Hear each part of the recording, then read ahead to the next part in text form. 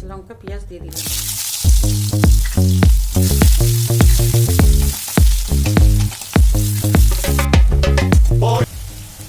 হলুদ দিয়ে দিলাম, নুন দিয়ে দিলাম, জল দিয়ে দিলাম। ছোলা সিদ্ধ করেছি ওটা দিয়ে দিলাম।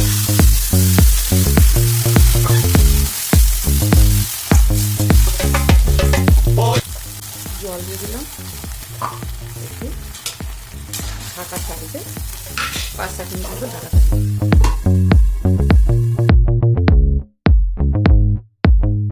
কষা হয়ে গেছে, ভাজা আলুটা দিয়ে দেবো।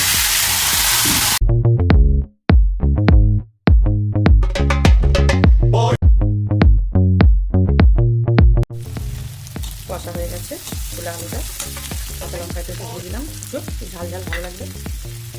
জল দিয়ে দিলাম।